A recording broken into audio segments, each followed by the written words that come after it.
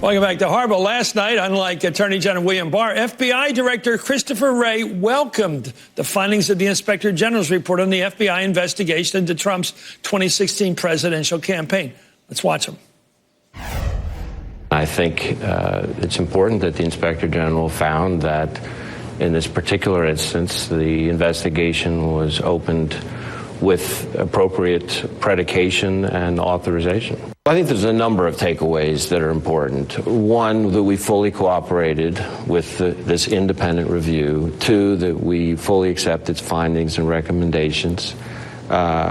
Three, that the Inspector General did not find political bias or improper motivations impacting the opening of the investigation or the decision to use certain investigative tools during the investigations.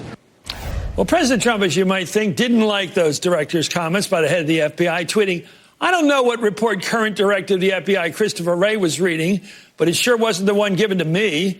With that kind of attitude, he will never be able to fix the FBI, which is badly broken despite having some of the greatest men and women working there." From where I'm joined by Zerlina Maxwell, Senior Director of the Progressive Programming for Sirius XM, and Evan McMullin, Executive Director of Stand Up Republic and a 2016 independent presidential candidate.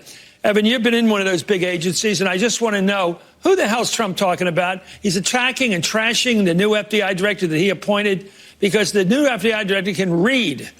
And the report by the Inspector General is clear as a bell. It says there were some mistakes, but there wasn't any politics involved in the decision to get those approving those FISA decisions to investigate the Trump campaign. No politics, no bigotry, no favoritism.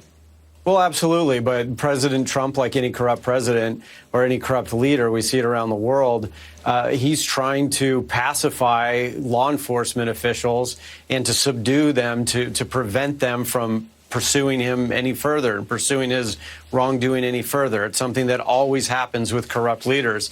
So you see that's what his effort here is to suggest that Christopher Wray is currently the FBI director, which he is, but sort of suggesting that he may not be there for much longer. And look, I think what we have to worry about here is that, I hope Director Wray will be resilient. The rest of FBI leadership will be as well. I think they will be.